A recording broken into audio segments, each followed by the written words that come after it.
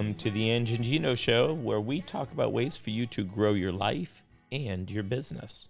And I've been looking forward to this. So I was just in, the other side of the country and with a client, and he has a unique business. And I just want to run this by you, tell you the situation, and see if you've seen this. So I always preach, have strong systems, because your systems run your business, people run the systems. Now, you might have a person that's really strong, so you adjust your systems a little bit to, capitalize on this unique strength of an individual. But for the most part, you don't want to rely on a person, you want to rely on the systems. So there's this great company. They're not a small company in the world he's in, but smaller in, how do I say it? So in my little world of companies, he's not one of the big ones. I'll just put it that way. He's one of the smaller ones. And here's what's amazing. The people he has. Now, there's a couple magical things going on there. First of all, he hasn't lost an employee in, I think, 4 years. And that's because that guy retired. No one's left to go work for a competitor. He has a son-in-law, I think, that's actually going to go work in a different industry or something. That's going to be like the first person in I don't know how long to leave for something else, which, businesses, that's like incredible to have such a low turnover. And he doesn't have a typical call center. In fact, when I rate his call center, I did this at a previous couple of years ago. I gave him a low grade in a call center, and they were like insulted by it. And I says, you got a low grade because you don't have a call center. You have everybody answering the phone. And good or bad, it's not a call center. When you're a $100 million company, you can't have everybody answer the phone. You have to have this system, so to say, in place. Well, they still don't have a system in place. They still all answer the phone, but they're so good at it. And I admire this business. Their culture is amazing. They just built, over the weekend, they built a coffee shop.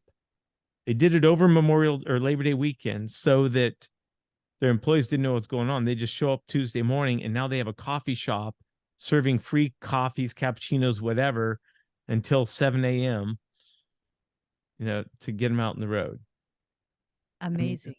Doing cool things. It's a really, really cool business.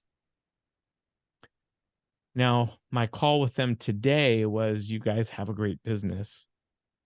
As you grow, if it's just the people doing the job, you're going to have trouble.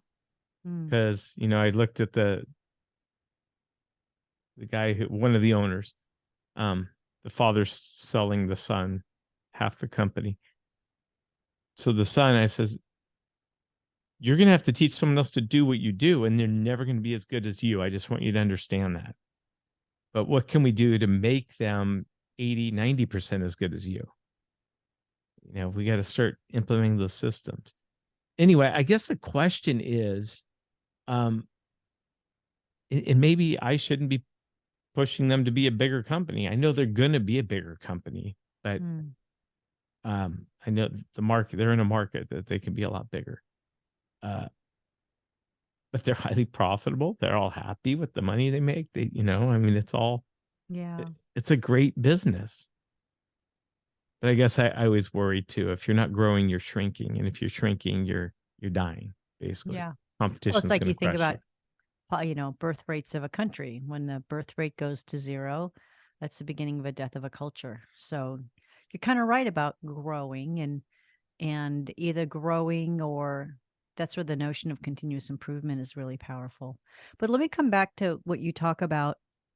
I think especially, what is it we know? 80% of the country's economy runs on the business of small on the backs of small businesses. So, um, I've believed that for a long time. And as much as we love to talk about the Fortune 500 companies and how sexy they are and all their systems, et cetera, it's really the 80% of these companies that you and I are talking about in our groups, in our conversations here, even though I've worked with Fortune 500 companies and I actually, love working with them, but there is something very powerful to working with a privately owned company, right? It's just the control, the decision making. You're not watching the scoreboard, i.e. the stock price and, Yeah.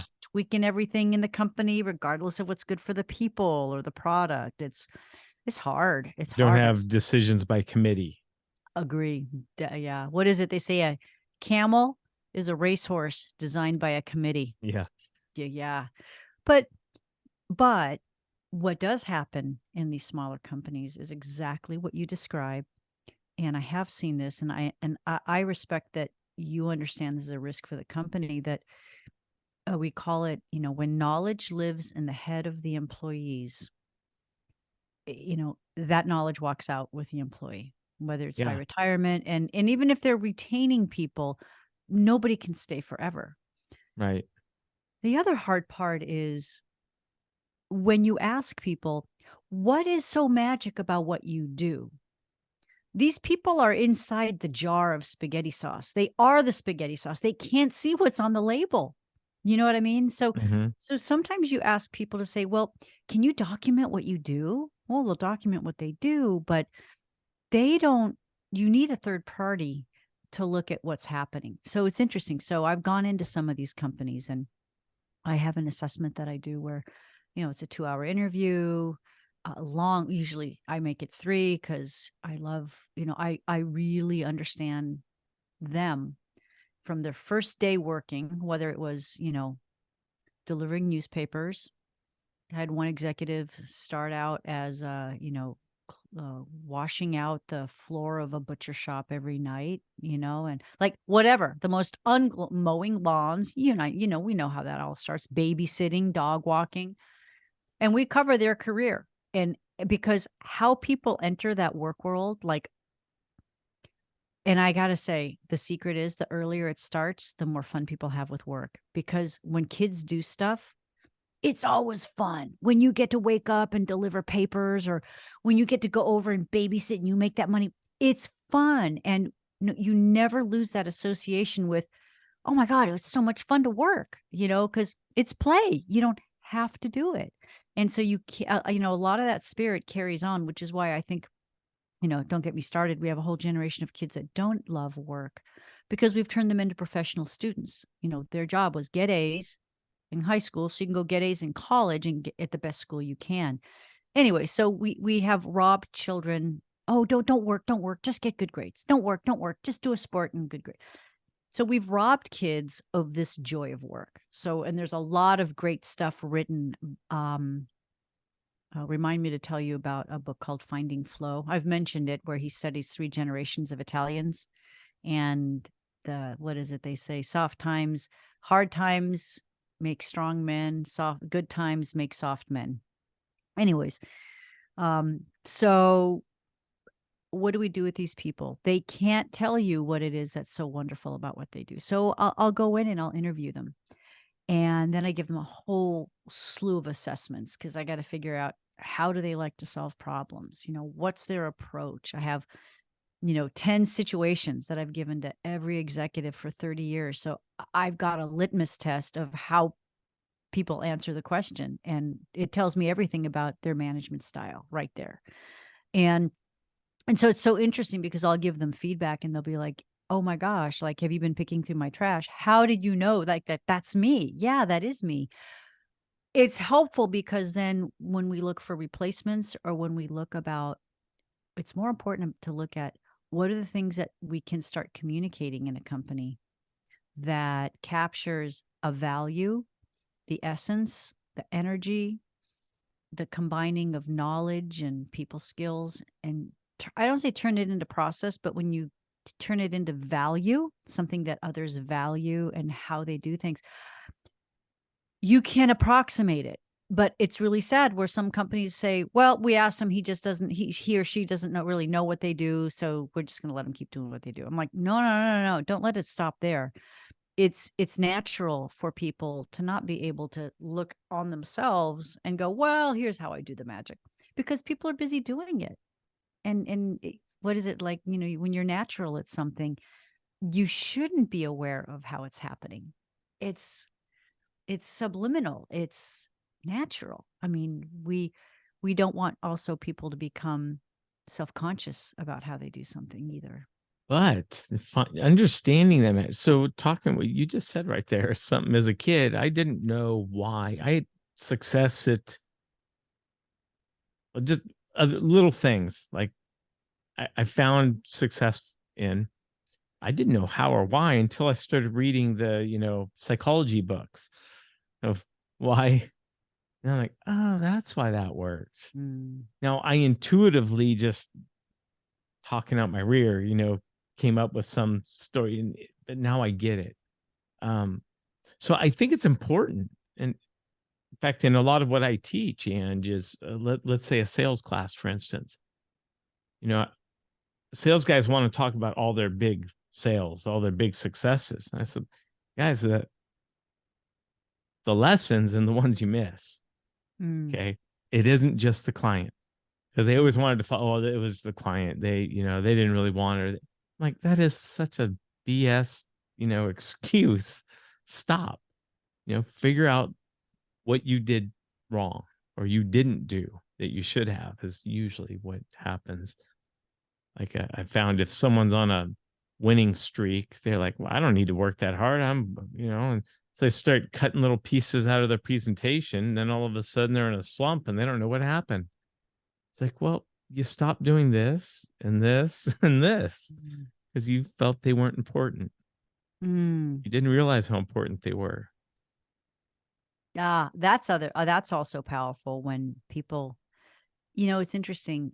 I've usually in larger companies, they'll tend to dismiss the power of those one or two people where things magically just get better when they're there doing it. And then they don't take care of that. They don't take care. They don't listen or just they don't respect that person because, oh, well, it's just luck, or it's just they just I don't know. Sometimes they're not seen. Let's just call it that. It's not they should be paid more, but so let's assume pay is right for everyone in the company, et cetera. It's not about paying more, but it's about not seeing them or even taking a moment to value that and to acknowledge that. And then that person leaves. And then a whole host of things start happening. And it's so interesting how not one company I've ever had as a client that has lost one of these. I don't know what to call these people. I mean, there should be, I've had words to describe them before, but just they're just the catalyst. They build the things that need to be built when building is in, or they break down conflict and things just float a lot better. And not one company has ever really said, we really had a great thing. It's so interesting how I think in bigger companies there's this tendency like, oh well, we didn't need them anyways. It's so sad when people And that's a like, unhealthy thing for your culture. yes, because people say, well, if I leave, are you going to say that Yeah. about me? People get that Yeah. completely. You get that too. Yeah. So you just said something though that reminded me, and this was a valuable lesson early in my career. Uh, there was a gentleman, we'd hired him as a call taker, and then he ended up being dispatcher, and he was great. And like in every aspect of that job that he did, whatever we gave him, he was great at. And because he was great and he never complained, he was always smiling, good attitude, just always level headed. We threw, and I shouldn't say we, me, I threw a lot on him because he was a capable person. There's that old saying, you want something done, ask a busy person, right? So um Mm. anyway, he eventually left. He moved up to Portland. He didn't leave because just he wanted to do something else. we could not replace him with one person. Oh, right. And we didn't realize it. We didn't realize how valuable he was until he was gone. Yeah. And that's when I realized, man, did I put that on him? Did I take the fun out of it because I kept pushing so Mm. much more on him? Now, what's interesting is I've stayed in touch with him, and he lives in Bend, Oregon. So when Creighton was up for Cascade Classic, we actually connected with him a couple years ago, and it was neat because he told me I was a big mentor because he was just a young Oh. guy. You know, I was a mentor of his, and I taught him a lot that helped him in his career today. Which, you know, that's the stuff we really want to hear, right? It isn't about the money. It's like I made an impact in someone's life. Mm. Anyway, so I'm glad that he left with positive, you know, memories of, like, I was a good influence. It wasn't a bad thing. But anyway, the lesson is don't Mm. undervalue those people just because they don't complain. So true. And you hearken to something else. And, kudos to you as a consultant for reflecting on things you might have done different. I think, you and I often talk about how we're solo cowboys and cowgirls here in our consulting world. And I think your ability to reflect, I do this as well, where you have to pick apart what you do and really evaluate, did I do the right thing in that moment? It's our own process improvement, right? So kudos to you for like thinking about it. Neat that you looped around and found out that wasn't indeed what happened. But I love that you are thinking about, I do that too. And it just feels like you get greater insight for the next time so that we Yeah. learn so that but the other, so one is value the people that are doing great work Yeah. and value with a thank you, with with it's just some nice acknowledgement. It's so simple, that kind engagement. The other one is we tend to reward good people with more work, right? which Yeah. which like you said, it's that give a busy person something to do. Sometimes great employees, what is it they say that we demotivate I encourage my leaders. A leader is, anyone who supervises or manages people, not the top of the heap CEO all the time. But I say, if you avoid conflict in dealing with poor performers, you're actually not hurting your poor performer, you're hurting your great performers because you're demotivating them. You're saying, oh, yeah, work hard, but we'll also tolerate this guy or gal right next to you who isn't working as hard. And you both equally have a right to be in the same department, in the same company. That's super demotivating. That's a way I can light a fire under managers' backsides. They're like, oh, wow. Like, because they think, oh, well, they're not that bad, or I'll deal with it later, or I'll wait till next time. And I'm like, well, okay, but I'm like, well, they're not going anywhere. I'm like, well, they're not, but what about your good people? What You if know, they left? this is a question now. So any managers, owners listening, uh, this would be a good one for you. So a lot of my clients I've helped put together a lot of them share bonuses. They do a profit share kind of thing. Just these aren't public companies, they're private companies, but they'll set Mm, aside a percentage of their profits and they give it back. And be we're very talking generous. hundreds of thousands of dollars get back to the people. So most of them I've recommended this kind of, based on the tier, they share these pools and your tenure in the company. That's what your check's on. But one of them doesn't do it like that. They do say, okay, here's the percentage of the profit we're setting aside for the bonus pool. But their object is okay, this is what we use to level the playing field. We might have an employee that's been here 16 years that makes a good hourly wage because they've been getting their 4% every year as we do or something. He said, but you know, they might take longer on jobs where I got this younger kid that's not making that same hourly. That's, you know, um, he's more valuable to us. He Hmm. says, what I do with the bonuses is I make sure that the most valuable people are the highest paid people. Mm, So you could be here 16 years and maybe you get a $1,600 check. You could be here 2 years and you might get a $15,000 check. Because it's a different, it's not tenure. It's not based on tenure. Yeah, it's Years based there. on and so as he's explaining this to me, I thought, wow, what if that gets out? What if the Yeah. 16-year guy knows that this young guy got $15,000? I mean, I'd be pissed. Now, however, as I was saying this to them, thinking out loud to them, I also thought, well, you've got an amazing turnover rate. I mean, they don't have a lot of It's obviously turnover. working. Yeah, I said, Yeah. so it's working. So, It's so interesting. but I'm real. That's one I would have been very cautious of, because I think, well, if the guy's worth more, I'm going to pay you more per hour. Mm, But I don't know. It's working for them. yeah.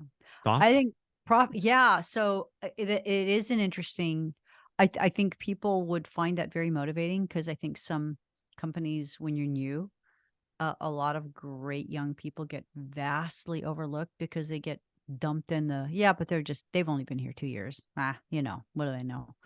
And I think if you're going to spark the innovation and creativity and how someone does their job or thinks about your company, like, you want to nurture that. So they're really nurturing the leaders, a leader, thought leader, work leader, a Yeah. motivated human.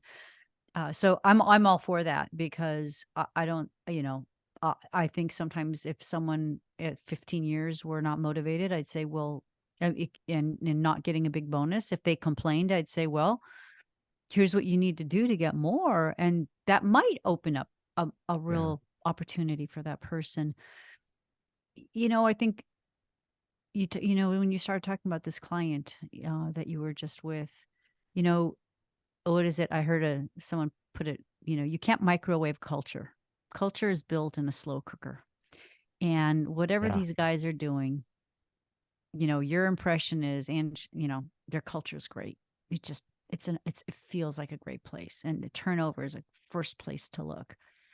And you want to make sure turnover is low and, and profits are high. That means you're not harboring people that don't want to leave because they can't leave. Right. Like, sometimes you get no turnover for bad reasons because they can't get hired anywhere else. Well, that's a company that's not making money. But to be profitable, successful, and have low turnover, to care about your guys grabbing a good coffee in the morning so that you make the best coffee at the plant, the company, get people there, get them talking. You realize you get 3 guys getting coffee at the same place now.